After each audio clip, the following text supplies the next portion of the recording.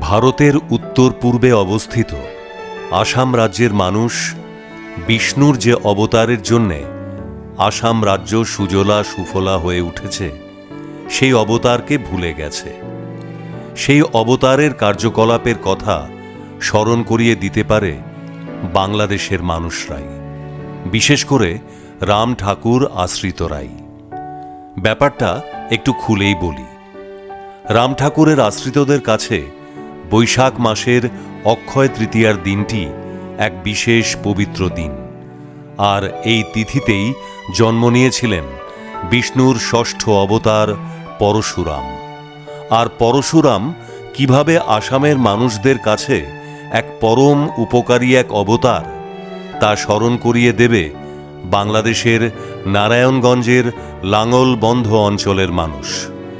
আর স্মরণ করিয়ে দেওয়ার দিনটি হচ্ছে চৈত্র মাসের অশোকাষ্টমীর দিন, যে দিনে আসাম ও পূর্ব বাংলার লক্ষ লক্ষ মানুষ ব্রহ্মপুত্র নদে স্নান করে তাদের কৃত পাপ থেকে মুক্ত হয় বলে বিশ্বাস করে। পরশুরামই লাঙল দিয়ে খাল কেটে ব্রহ্মপুত্র নদের জলরাশিকে সমগ্র আসামের মধ্যে দিয়ে প্রবাহিত করে বাংলাদেশের লাঙ্গলবন্ধ পর্যন্ত প্রবাহিত করে অশোকাষ্টমীর দিন লাঙল চালানো বন্ধ করে বিশ্রাম নিয়েছিলেন ও ওই জলে স্নান করেছিলেন। সেই থেকে চৈত্র মাসের বাসন্তী পূজার অষ্টমী তিথিতে ব্রহ্মপুত্র নদে স্নান করলে মানুষ তার সকল পাপ থেকে মুক্ত হয় বলে হিন্দুরা বিশ্বাস করে। মাতৃহত্যার দায় থেকে পরিত্রাণ পাওয়ার জন্যে পরশুরাম হিমালয়ের মানস সরোবর থেকে হাতে লেগে থাকা কুঠার দিয়ে খাল কেটে জলধারাকে প্রবাহিত করে নিয়ে চলেন। অরুণাচল প্রদেশের একটি স্থানে কুঠারটি হঠাৎ ছিটকে খসে পড়ে। পরশুরাম মাতৃহত্যার পাপ থেকে মুক্তি পান। পর্বতাকীর্ণ অঞ্চলের মধ্যে আবদ্ধ সেই জলরাশি পরশুরাম কুণ্ড নামে পরিচিত হয়। দিনটি ছিল পৌষ মাসের সংক্রান্তি তিথি।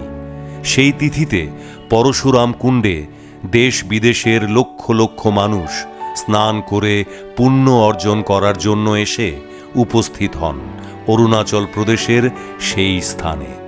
আরও পুণ্য লাভ করার জন্যে ও জলকষ্টে ভোগা আসামের মানুষদের উপকার করার জন্যে সেই জলরাশিকে আরও প্রবাহিত করতে মনস্থ করেন।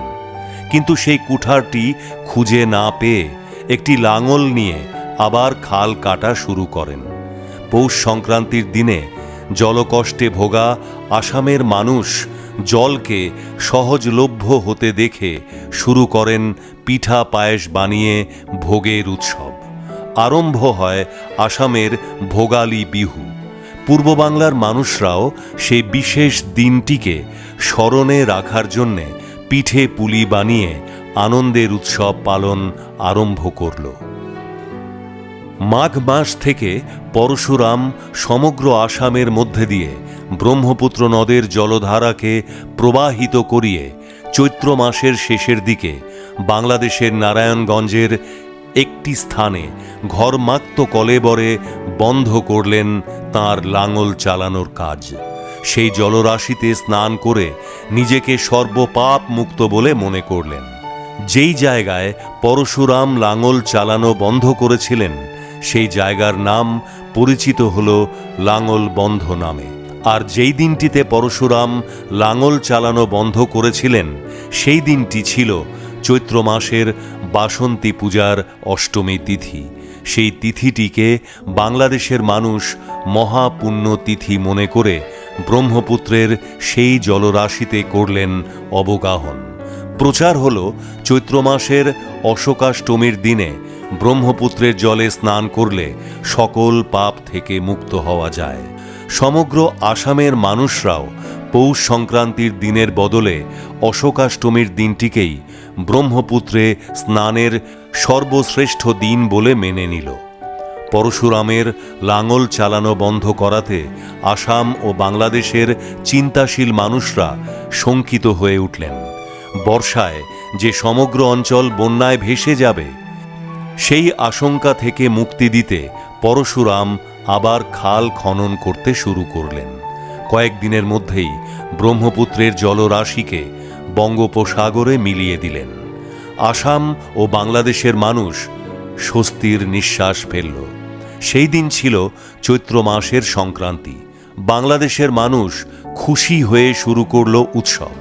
হাতের সামনে বাঁশ, বেত, কলা গাছ, কচি কাঁঠাল, সারা বছরের খাদ্য অখাদ্য বাছ বিচার না করে সব ধরনের শাক সবজি মিশ্রিত এক তরকারি রান্না করে পাচন বানিয়ে সকলে মিলে পালন করলেন সেই উৎসব। আসামের মানুষেরাও ব্রহ্মপুত্রের জলরাশি বঙ্গোপসাগরে পতিত হয়েছে শুনে খুশিতে আটখানা হয়ে নাচে গানে শুরু করলেন বিহু উৎসব।